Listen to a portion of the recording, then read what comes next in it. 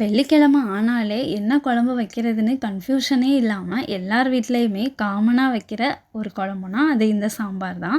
இது எப்படி சூப்பராக டேஸ்டியாக பண்ணுறது அப்படின்னு வாங்க பார்க்கலாம்.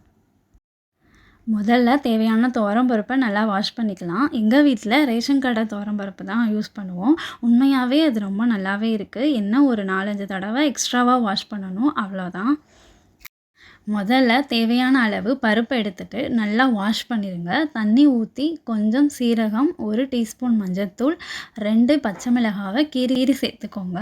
4-5 சின்ன வெங்காயம், 2 மீடியம் சைஸ் தக்காளி இந்த மாதிரி நல்லா பிழிஞ்சு விட்ருங்க. நான் 4ஆக கட் பண்ணிவிட்டு பிழிஞ்சு விட்ருக்கேன். கொஞ்சமாக பெருங்காயத்தூள் சேர்த்துட்டு ஒரு மிக்ஸ் கொடுத்துட்டு குக்கரை க்ளோஸ் பண்ணி 4-5 விசில் விட்டுருங்க. இந்த பருப்பு அப்போ தான் வேகும். விசில் வர கேப்பில் கொஞ்சமாக புளி ஊற போட்டுருங்க. அப்புறம் தேவையான காய், நான் இன்றைக்கி கத்திரிக்காய், அவரைக்காய், கேரட், முருங்கைக்காய்னு எல்லா காயும் எடுத்திருக்கேன். எனக்கு மோஸ்ட்லி சாம்பார்னால் எல்லா காயும் போட்டு வச்சா தான் பிடிக்கும்.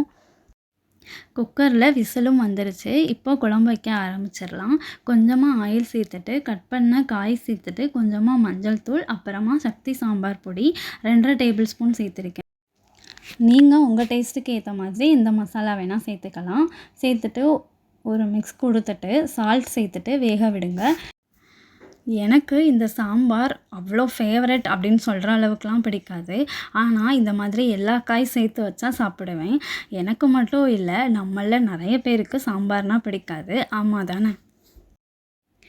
ஆனால் ஒன்று யோசிச்சு பாருங்கள், இந்த சாம்பார் ஒன்றும் அவ்வளோ ஒர்ஸ்ட்டான ரெசிபி இல்லை. புரோட்டீன், ஃபைபர், வைட்டமின்ஸ், மினரல்ஸ்னு இப்படி எல்லா சத்தும் ஒரே டிஷ்ஷில் கொடுக்குறது இந்த சாம்பார் தான்.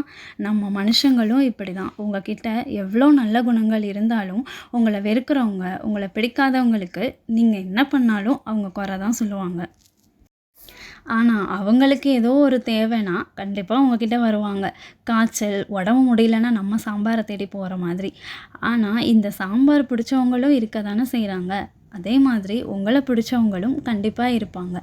நம்ம பேரண்ட்ஸ், ஃப்ரெண்ட்ஸ், சிஸ்டர், பிரதர்னு அப்படி யாரும் இல்லைனாலும் பரவாயில்ல, நீங்கள் உங்களுக்காக வாழுங்க.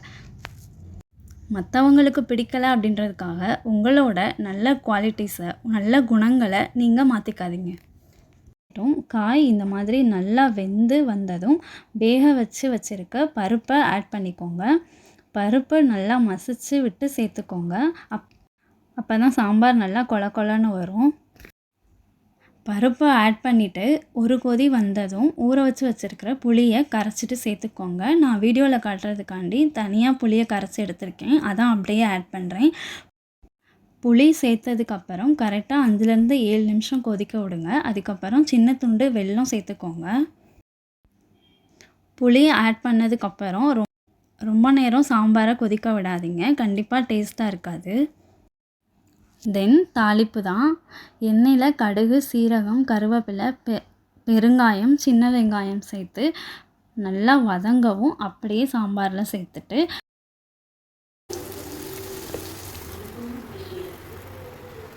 மல்லி இலை தூவி உடனே க்ளோஸ் பண்ணிடுங்க. அப்போ தான் சாப்பிடும்போது மணமாக இருக்கும். இப்போ சுட சுட ரைஸோட இந்த சாம்பார் ஊற்றி, சாம்பார் சாதத்துக்கே உரித்தான ஒரு சைட் டிஷ் உருளைக்கிழங்கு தான். ஸோ அதையும் வச்சு சாப்பிட்டா சும்மா வேறு லெவலாக இருக்கும். ட்ரை பண்ணி பாருங்கள்.